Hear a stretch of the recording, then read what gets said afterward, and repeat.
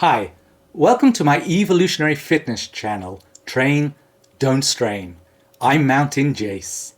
This is the 9th video in my Concise Foundations of Fitness series, in which I hope to show you that cheat training, sitting staring at your phone for more than 90% of your gym time, and never taking your muscles into the debilitation zone is actually what failure looks like. Conversely, training my evolutionary way is the best path up to your peak fitness goals.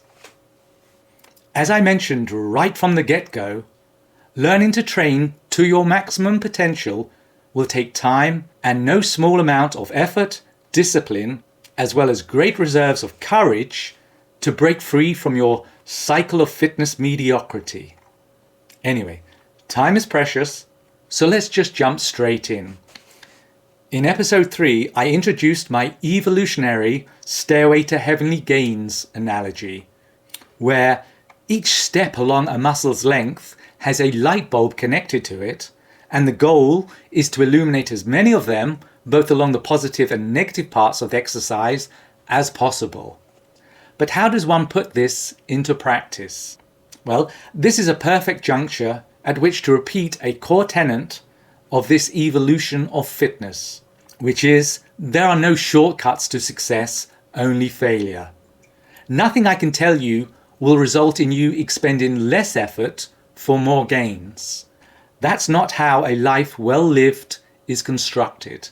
My aim is to make you aware that if you choose shit over effort, all you can ever hope to deserve is shit with a cherry of regret on top. So, let's take the shoulder press as the example we're going to study. On a standard machine, I start with a weight of 42 kilograms. This next question initially might sound so simple as to be fatuous, but it's not. So here goes. What does 42 kilograms actually represent? Well, 42 kilograms in this context is the amount of force that is needed to keep the weight in stasis, i.e. neither moving away from the Earth's center of gravity or falling towards it, leaving aside any friction caused by the machine's many moving parts and pulleys. Fine, and so what, you might say? Well, this is the bit that no one has ever explained to you before. When you train, your paramount concern is to make sure that every fiber along a muscle's length gets to engage with and be torn by this force.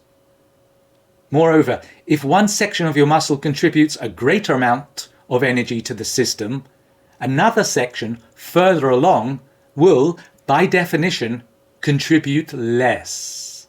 That's what happens when we throw a ball. It accelerates until it has enough imputed momentum to keep on moving without needing our interaction. So, when I sit at a shoulder press machine, where I push two handles upwards from a start position adjacent to the top of my shoulders, and then stop when my arms are almost straight, high above my head, like this,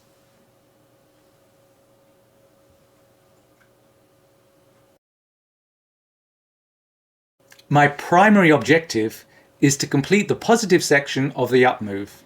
I do this by applying some amount of force greater than 42 kilograms, otherwise nothing will happen.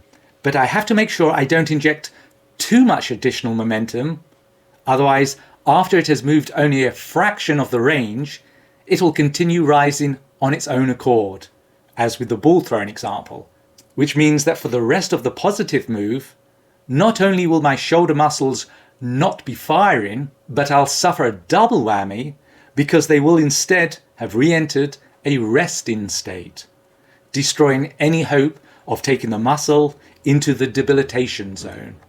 So let me be totally clear. My goal when I do this exercise is to maintain a constant energy output of 42 kilograms plus 1 kilogram for each and every step along the positive portion of the exercise.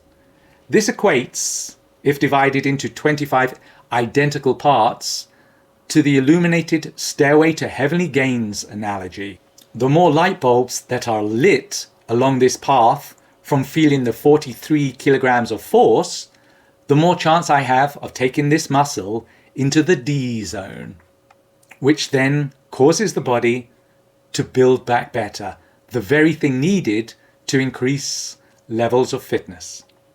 Okay, that makes total sense. But I'm not finished. In the next video, I'll explain how you can then increase the number of light bulbs lit by 100%, i.e. by ensuring you do the negative section of the move equally correctly. This is the bit where people wantonly squander the greatest amount from their pool of potential returns. Change this and you'll be amazed at how much stronger you feel and how much better you look. So, see ya on the next stage of Mountain Jace's climb to peak fitness.